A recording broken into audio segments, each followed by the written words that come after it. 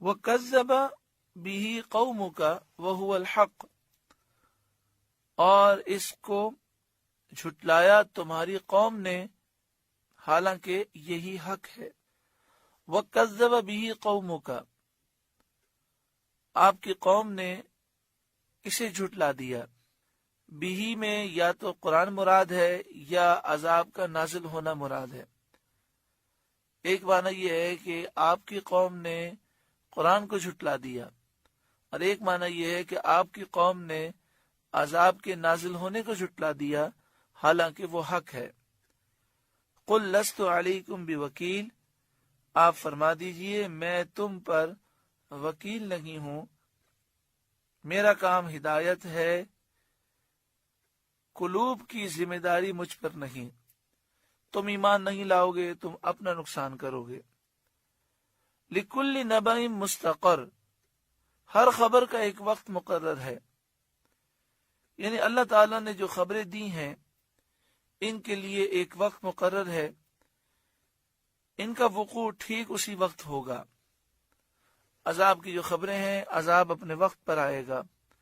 وَسَوْفَ تَعْلَمُونَ، اور ان قریب جان جاؤ گے۔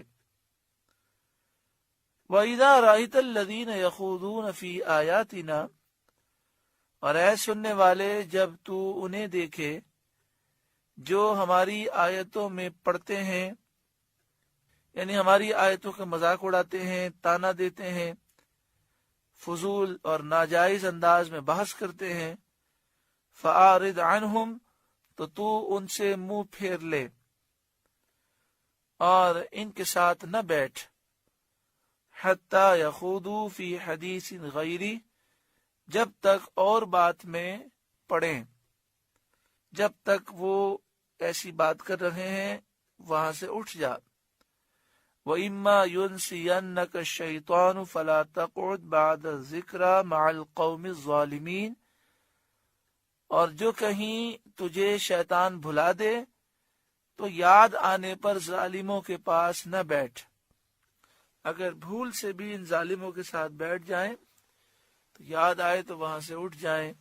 جو کافر ہیں، یہود و نصارہ ہیں، ہندو ہیں، مجوسی ہیں، بد عقیدہ بد مذہب ہیں، قادیانی ہیں، صحابہ کرام اولیاء اہل بیت کے گستاخ ہیں، رسول اللہ صلی اللہ علیہ وآلہ وسلم کے بے ادب ہیں، حضور کی شان پر اعتراض کرنے والے ہیں، وہ سارے ظالم ہیں اور ان کے ساتھ نہیں بیٹھنا چاہیے۔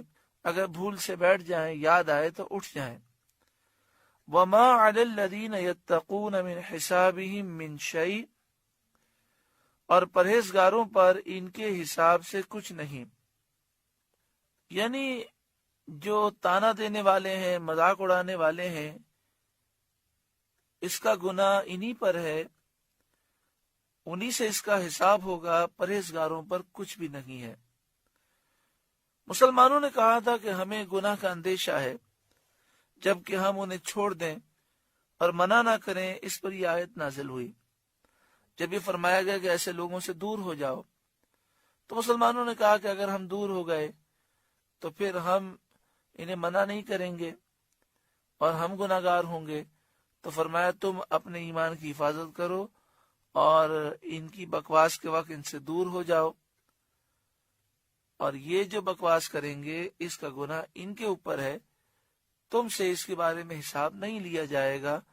وَلَكِنْ ذِكْرَى لَعَلَّهُمْ يَتَّقُونَ، ہاں نصیحت دینا شاید وہ باز آئیں، یعنی نصیحت کرنے کے لیے تو تم ان کے پاس جا سکتے ہو اور انہیں حق بات بتاؤ اور کہو کہ یہ تم کفر کر رکھے ہو، یہ نبی کی گستاخی ہے، اس سے بچو، لیکن اس کے علاوہ تم ان سے اپنے آپ کو دور رکھو۔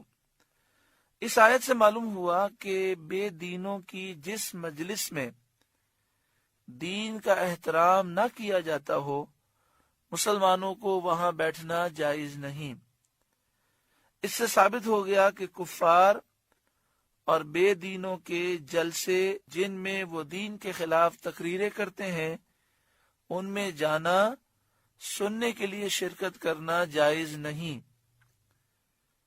اور رد کرنے کے لیے، جواب دینے کے لیے جانا، یہ اظہار حق ہے اور یہ ممنوع نہیں۔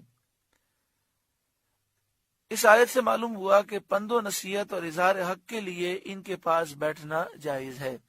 جیسے علماء مناظرہ کرنے کے لیے جاتے ہیں، ان کا رد کرنے جاتے ہیں، اس کی اجازت ہے۔